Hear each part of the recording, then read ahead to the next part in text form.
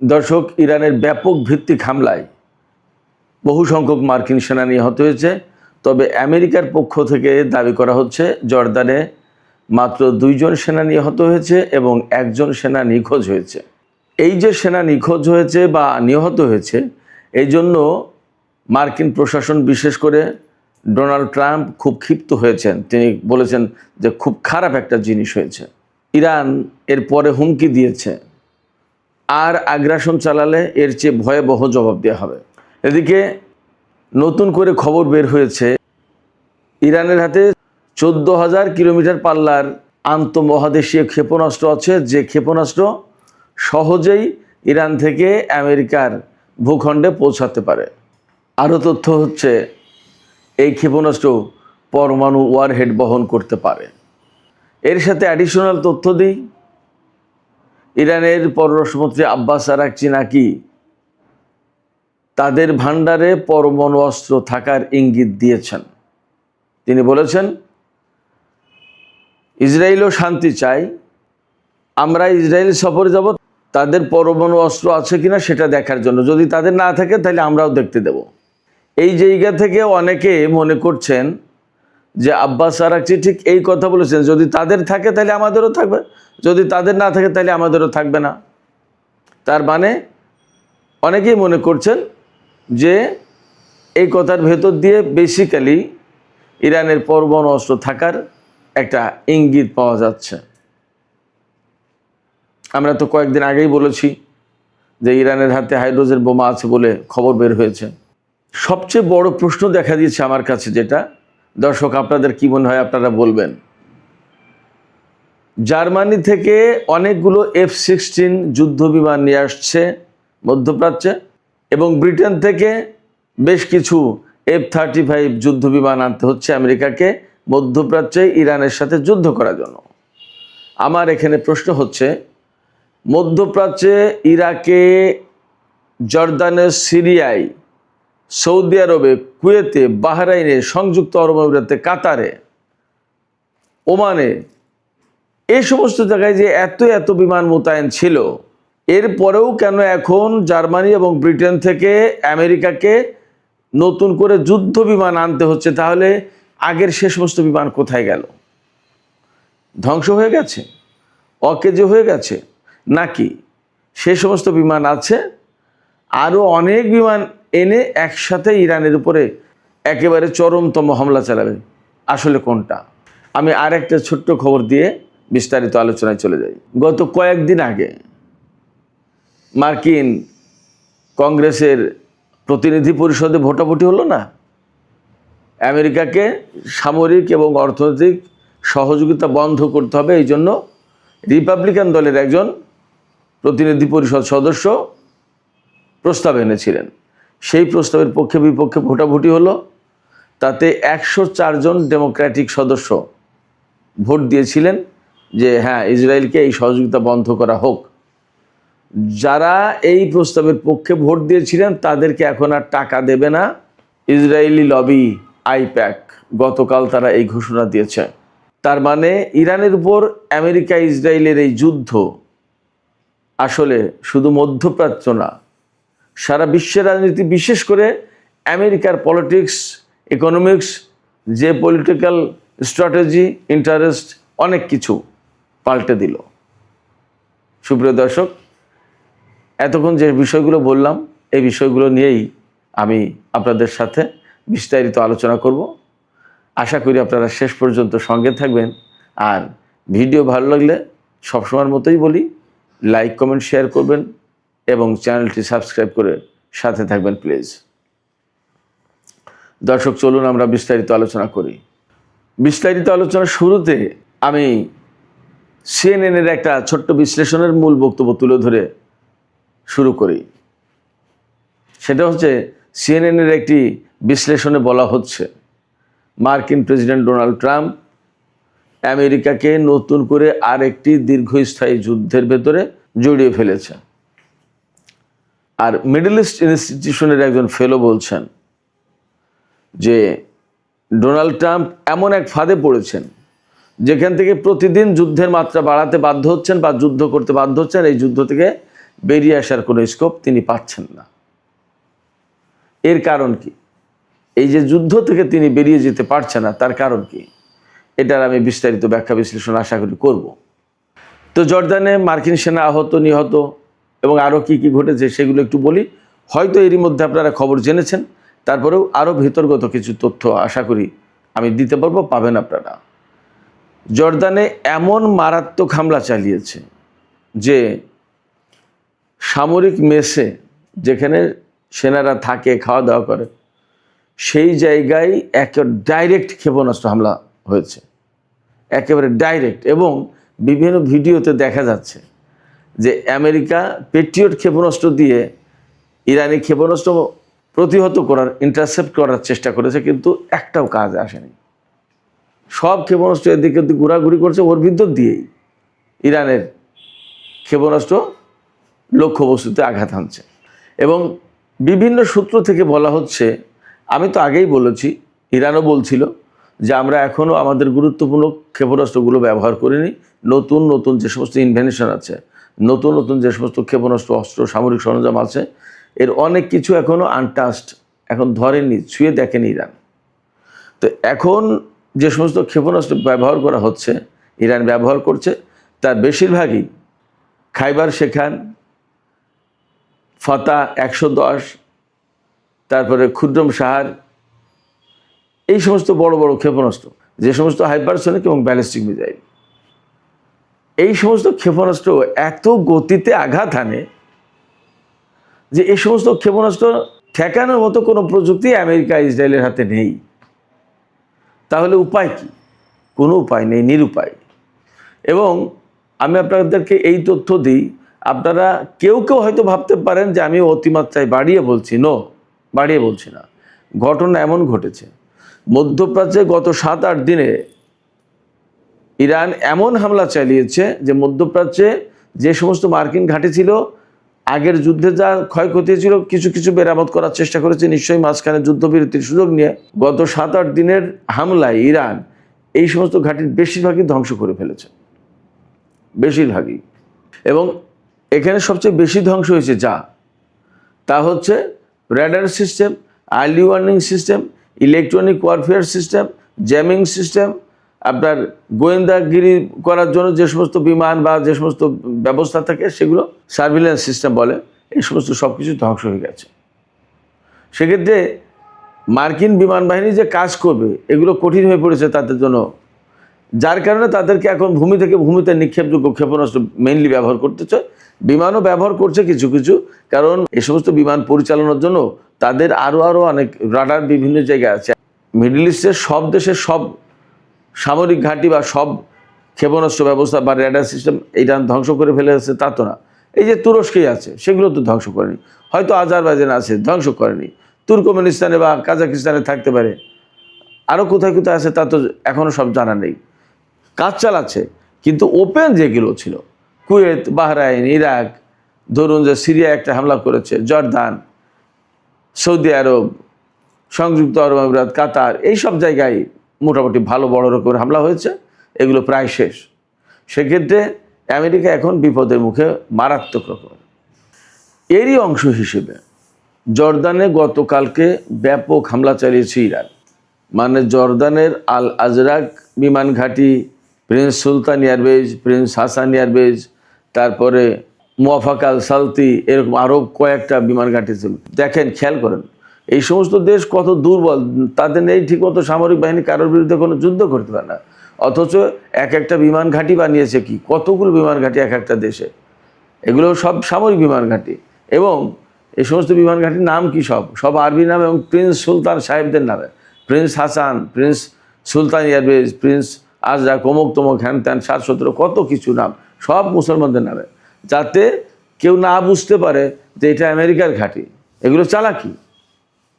তো যাই হোক, যতই চালাকি করুক, সব কিছু ইরানের সামনে বেরিয়ে যাচ্ছে এবং নিখুঁত হামলা চালাচ্ছে। এবং ইরানের হামলায় জর্দানে, কুয়েতে এবং ওই যে সিরিয়ার আলতান ঘাঁটিতে যেটা হামলা চালিয়েছে গত পরশু রাতে, এই 3 জায়গায় বিশেষ করে এই গত 2-3 দিনে প্রচুর সংখ্যক বিমান, ব্ল্যাক হক হেলিকপ্টার, তারপরে রিফুয়েলিং ট্যাঙ্কার, F-35 বিমান, F-16 যুদ্ধ বিমান, এগুলো প্রচুর সংখ্যক ধ্বংস হয়েছে। কয়টা ধ্বংস হয়েছে তা বলছে না। আর জর্দানে মাত্র 2 জন সেনা নিহত এবং 1 জন নিখোঁজ হওয়ার কথা বলছে। এ কি সমুদ্র নাকি যে নিখোঁজ হয়ে গেছে? কোথায় গেছে? একে উড়ে চলে গেছে নাকি? অথচ ইরানের বিভিন্ন সূত্র থেকে দাবি করা হচ্ছে যে 100-র বেশি সেনা নিহত হয়েছে, আর বেশ কিছু সেনা নাকি আটক করেছে ইরান। 100 সেনা যদি নিহত হয় তা হতো কত?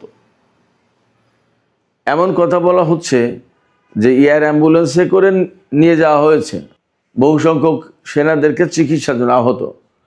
তারা হয়তো জায়গা মতো পৌঁছাতে কেউ মারা যাবে। আবার যারা আহত তাদের অনেকের অবস্থা আশঙ্কাজনক, হয়তো নাও বাঁচতে পারে। চিন্তা করেন। এবং আমি এখানে সবচেয়ে গুরুত্বপূর্ণ যে প্রশ্ন তুলছি, এই প্রশ্ন আপনারা বলবেন যা এই প্রশ্ন ভ্যালিড কি ইনভ্যালিড, এই প্রশ্ন মানে যৌক্তিক কি অযৌক্তিক। আমেরিকাকে এখন জার্মানি আর ব্রিটেন থেকে F-16 জঙ্গি বিমান আর F-35 জঙ্গি বিমান আনতে হচ্ছে। আমার প্রশ্ন হচ্ছে যে মধ্যপ্রাচ্যে এত ঘাঁটি, এমনকি তুরস্কেও আমেরিকার কয়েকটা ঘাঁটি আছে এবং সেখানে বিমান, পরমাণু বোমা পর্যন্ত মোতায়েন করা আছে। তো এই যে এত ঘাঁটি এবং সেখানে এত বিমান মোতায়েন ছিল, আবার আব্রাহাম লিঙ্কন যে বিমানবাহী যুদ্ধ জাহাজ, তাতে বিমান আছে 50টার বেশি। এত বিমান থাকার পরে আরও নতুন করে আনতে হচ্ছে, তাহলে কি অর্থ দাঁড়ালো? মধ্যপ্রাচ্যের সে সমস্ত বিমান গেল কোথায়? এগুলো কি পারছে না কাজ করতে, নাকি নষ্ট হয়ে গেছে, ধ্বংস হয়ে গেছে, নাকি ক্ষতিগ্রস্ত হয়েছে, কি হয়েছে?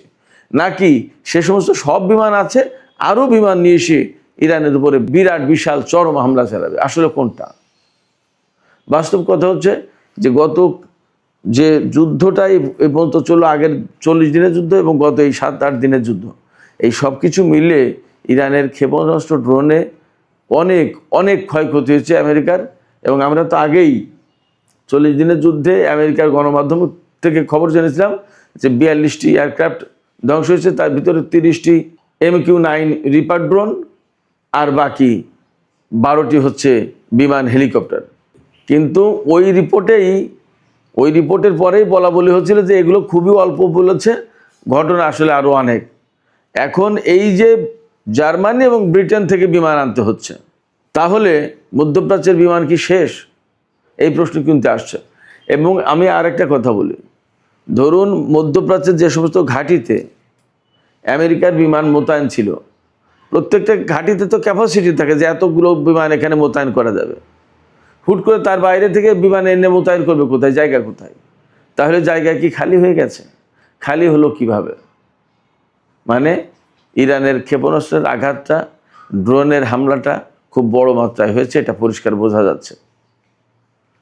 এই প্রেক্ষাপট থেকে ওই যে বারবার একবার চুক্তির কথা বলে একবার চুক্তি করে আবার পিছিয়ে যায়, ডোনাল্ড ট্রাম্প কিন্তু আবার বলা শুরু করেছে যে ইরান পাগল হয়ে গেছে। আমার সাথে এই কয়েক মিনিট আগে ফোন করলো, আমাকে বলছে যে আমরা চুক্তি চাই, কিন্তু আমি বলেছি তাদেরকে যে পরে চুক্তি, এখন করব না, পরে ভেবে দেখব। ডোনাল্ড ট্রাম্প জাস্ট সিম্পলি ওইসে, আমি আবার বলি, সেই নিতাই ঠাকুরের মতো একা অভিনয় করছেন। এগুলো বাস্তব কথা না। বাস্তব কথা কোনটা? বাস্তব কথা হচ্ছে ইরান আমেরিকাকে প্রতিরোধমূলক হামলার মুখে রেখেছে, আর আমেরিকা ইরানের উপরে হামলা চালিয়ে যাচ্ছে। কিন্তু এই হামলার মাধ্যমে ইরানকে তারা কাবু করতে পারছে না, নত করতে পারছে না। সেক্ষেত্রে দীর্ঘমেয়াদী যুদ্ধে তাদেরকে জড়িয়ে যেতে হচ্ছে, চুক্তি করেও রক্ষে পাচ্ছে না। কারণ আমেরিকার চাপাচাপিতে চুক্তিতে গেছে, তখন ইরান বলছে আমার এই শর্তগুলো যদি মানো তবে চুক্তি হবে। তখন তাই মেনে চুক্তি করতে বাধ্য হয়েছে, যদিও চুক্তির আড়ালে চুক্তি করে তারা নিজেদেরকে গুছিয়ে নেওয়ার চেষ্টা করেছে। আবার তো যুদ্ধ করতে হয়েছে গুছিয়ে নিয়ে, তাই তো? আমি বলি যে এখন যুদ্ধবিরতির ফাঁকে আমেরিকা গুছিয়ে নিল নিজেদেরকে। আগে তো পূর্ণ শক্তি নিয়ে নেমেছে, আগে যদি না পারে তাই এখন পারবে কি করে? এবং এখন তো ইরান তাদের ড্রোন এবং ক্ষেপণাস্ত্রের উৎপাদন 3 গুণ বাড়িয়েছে, আগে যা উৎপাদন করতো তার চেয়ে 3 গুণ। বিকজ তারা বুঝতে পেরেছে এই যুদ্ধ শুরু হয়েছে, এই যুদ্ধ এখনই শেষ হবে না, এটা লং টার্মে যুদ্ধ করতে হবে। এই লং টার্মে যুদ্ধ করার জন্য তাদের অস্ত্র প্রয়োজন, সেইভাবে তারা নিজেদেরকে প্রস্তুত করছে। শুধু তাই না, এমন খবর বের হয়েছে এই যুদ্ধবিরতির ভেতরে আমেরিকা যেমন নিজেদেরকে গুছিয়ে নিয়েছে, তেমনি ইরানও গুছিয়ে নিয়েছে। কীরকম? ইরানের যে সমস্ত ক্ষয়ক্ষতি ছিল তাও ঠিকঠাক করার চেষ্টা করেছে। আপনারা জানেন সবাই, যে সমস্ত টানেলের ভিতরে ক্ষেপণাস্ত্রের ডিপো ছিল, সেই টানেলের মুখ হয়তো বন্ধ হয়ে গেছিলো বোমা হামলার কারণে। এখন এই যুদ্ধবিরতির পরে তারা এই মুখ খুলে পরিষ্কার পরিচ্ছন্ন করে রাস্তা আবার ক্লিয়ার করেছে। শুধু তাই না, বিপুল পরিমাণে তেল বিক্রি করেছে এই সময় ইরান, টাকা পেয়েছে। চীন থেকে ক্ষেপণাস্ত্র, ড্রোন তৈরির আরও রসদ এনেছে, জ্বালানি লাগে সেগুলো এনেছে। ডোনাল্ড ট্রাম্প বলেছেন তো সেদিন যে চীন এগুলো দেয়া বন্ধ না করলে কেমন হয়, ইরানের কাছ থেকে তেল কেনা বন্ধ করতে হবে, ক্ষেপণাস্ত্র অনেক কিছু দিচ্ছে, অভিযোগ করেছে। চীন বলেছে যে এটা আমার বিজনেস, এটা তোমার বিজনেস, আমি কারে কি দেবো না দেবো, আমি কার কাছ থেকে তেল কিনবো না কিনবো, এটা আমার ব্যাপার, তুমি দেখতেই শোনো। যুদ্ধবিরতিতে যে শুধু আমেরিকা নিজেদেরকে গুছিয়ে নিয়েছে তা তো না, ইরানও গুছিয়ে নিয়েছে। তো এখন এই যুদ্ধ যে আমেরিকা করছে তাতে লাভটা তার কি হলো? দেখেন, যুদ্ধের আগে হরমুজ প্রণালী খোলা ছিল, যুদ্ধের আগে কিন্তু শান্তি অবস্থা ছিল, আমেরিকার কোনো সেনা মারা যাচ্ছিল না, মধ্যপ্রাচ্যে এত ঘাঁটি সব ঠিকঠাক ছিল, আমেরিকার অসম্ভব দামি জবরদস্ত গর্জিয়াস সব বিমান হেলিকপ্টার অক্ষত অবস্থায় ছিল, সারা বিশ্বে আমেরিকার কি প্রভাব প্রতিপত্তি সব ছিল, সারা বিশ্বে তাদের কি ব্যবসা বাণিজ্য কত কিছু সব ছিল। এমনকি রিপাবলিকান দল এখন যে খারাপ অবস্থায়, মিড টার্ম ইলেকশনে একদম ভরাডুবির মুখে পড়েছে। এখন নভেম্বরের নির্বাচন, এই নির্বাচনে রিপাবলিকান দলের ভরাডুবি হবে, অথচ যুদ্ধ না হলে হয়তো এত ভরাডুবি হতো না। মার্কিন অস্ত্রের মজুদ শেষ, এটা আমার কথা না, খোদ আমেরিকার গোয়েন্দা সংস্থার কথা, আমেরিকার সামরিক বিশ্লেষকদের কথা, আমেরিকার মিডিয়ার কথা। তাহলে লাভটা কী হলো? যুদ্ধ করতে এসে যদি তার অস্ত্রের মজুদ শেষ হয়। শুধু তাই না, যুদ্ধ করতে এসে তার অস্ত্রের মজুদ এবং সামরিক বাহিনীর এত ক্ষয়ক্ষতি হয়েছে, এখন বাজেট প্রায় গত বছরের চেয়ে এবার ডাবল করতে হচ্ছে। $1.5 ট্রিলিয়ন বাজেট প্রস্তাব করেছে এবং আগের বাজেটের চেয়ে শতকরা 44% বেশি। এই টাকাটা তো ব্যয় হচ্ছে মার্কিন জনগণের ট্যাক্সের পয়সা। লাভটা কি হলো? শুধু তাই না, এখন যদি আমেরিকা যে নাকানি চুপানি খেয়েছে, সারা বিশ্বের কাছে যেভাবে অপমানিত হচ্ছে, এরপরে যদি পরাজিত হয়ে মধ্যপ্রাচ্য থেকে চলে যেতে হয় আমেরিকাকে, তাহলে ইসরায়েলের অস্তিত্ব কি হবে? তাহলে ইসরায়েলের অস্তিত্ব কি থাকবে? ইরান কি ইসরায়েলকে ছেড়ে দেবে? ডোনাল্ড ট্রাম্প কোন বুদ্ধি নিয়ে এই যুদ্ধ করলেন এবং লাভটা কি হলো তার? শুধু তাই না, মার্কিন রাজনীতিতে এই যুদ্ধ কতটা মারাত্মক প্রভাব ফেলেছে দেখুন। এই যুদ্ধের ভেতরেই তো গত 3-4 দিন আগে আমেরিকার কংগ্রেসের হাউস অফ রিপ্রেজেন্টেটিভে সেখানে ভোটাভুটি হয়েছে কি নিয়ে? ইসরায়েলকে আমরা আর সামরিক সাহায্য দেব না, আমেরিকার টাকা তাদেরকে দিতে হবে না, এই প্রস্তাব নিয়ে। এই প্রস্তাব তুলেছে কে? খোদ রিপাবলিকান দল, ডোনাল্ড ট্রাম্পের পার্টির একজন কংগ্রেসম্যান। প্রস্তাবের পক্ষে তিনি তো ভোট দিয়েছেন এবং ডেমোক্র্যাট দলের প্রায় অর্ধেক সদস্য ভোট দিয়েছেন। কংগ্রেসম্যান 104 জন ডেমোক্রেটিক সদস্য হাউস অফ রিপ্রেজেন্টেটিভের, তারা ভোট দিয়েছে প্রস্তাবের পক্ষে, অর্থাৎ ইসরায়েলকে সামরিক সহযোগিতা দেওয়া যাবে না। এই ঘটনার পরে যদিও প্রস্তাব পাশ হয়নি, রিপাবলিকানরা ব্যাপক বিরোধিতা করেছে, যার কারণে পাশ হয়নি। এই ভোটাভুটির পরে এখন আইপ্যাক, যেটা ইসরায়েলের পক্ষে লবিং গোষ্ঠী আর কি, লবি, মার্কিন প্রশাসনে এরা লবিস্ট হিসেবে কাজ করে, তারা বলছে যে যে সমস্ত ডেমোক্র্যাট সদস্য ইসরায়েলের বিরুদ্ধে, অর্থাৎ ইসরায়েলকে সাহায্য না দেওয়ার ব্যাপারে এই ভোটাভুটিতে অংশ নিয়েছিল, তাদেরকে আমরা আর ডোনেশন দেব না। খেয়াল করুন, দুটো বিষয় এখানে। এক হচ্ছে ডেমোক্র্যাট এবং রিপাবলিকান দলের সব সদস্যই প্রায় আইপ্যাকের ডোনেশনে চলে, এই ডোনেশন দেওয়া বন্ধ করে দেবে, এটা গেল এক। আর আরেকটা হচ্ছে যে আইপ্যাকের কতটা প্রভাব আছে যে তারা মার্কিন কংগ্রেসম্যানদের ডোনেশন বন্ধ করে দেবে। তার মানে মার্কিন রাজনীতি চালায় কারা? এখান থেকে আপনারা পরিষ্কার হন। তো মার্কিন রাজনীতি এইভাবে ওলটপালট হচ্ছে এখন ইরান, ফিলিস্তিন, লেবানন এই যুদ্ধকে কেন্দ্র করে। তাতে লাভটা আমেরিকার কি হয়েছে? আপনারা কি কেউ কার্যত কোনো লাভ দেখাতে পারবেন? মনে হয় পারবেন না। চূড়ান্তভাবে ইরান যে পজিশনে আছে, এই পজিশনে যদি থাকে তাহলে আমেরিকাকে এখান থেকে পরাজিত হয়ে যেতে হবে। তখন মধ্যপ্রাচ্য এবং সারা বিশ্বের রাজনীতির টোটাল সমীকরণ পাল্টে যাবে এবং আমার বিশ্বাস তখন এককেন্দ্রিক বিশ্ব ব্যবস্থা থেকে বহুকেন্দ্রিক বিশ্ব ব্যবস্থায় চলে যাবে। সুপ্রিয় দর্শক, আজকের আলোচনা এখানেই শেষ করতে চাইছি। আলোচনা শেষের আগে আমি আপনাদের কাছে মতামত জানতে চাই, আপনারা কি ভাবছেন আসলে এই যুদ্ধের পরিণতি কোথায় যাচ্ছে? দীর্ঘমেয়াদী যুদ্ধে বছরের পর বছর যুদ্ধ চলবে, নাকি ইরান তার আগেই এই যুদ্ধ শেষের ব্যাপক চেষ্টা চালাবে এবং আমেরিকার বিরুদ্ধে চরমতম যুদ্ধ শুরু করবে এবং তার মধ্য দিয়ে যুদ্ধের শেষ হবে? আপনাদের কি মনে হয়? মতামত জানিয়ে কমেন্টে লিখুন। আর ভিডিও ভালো লাগলে লাইক কমেন্ট শেয়ার করবেন এবং চ্যানেলটি সাবস্ক্রাইব করে সাথেই থাকবেন।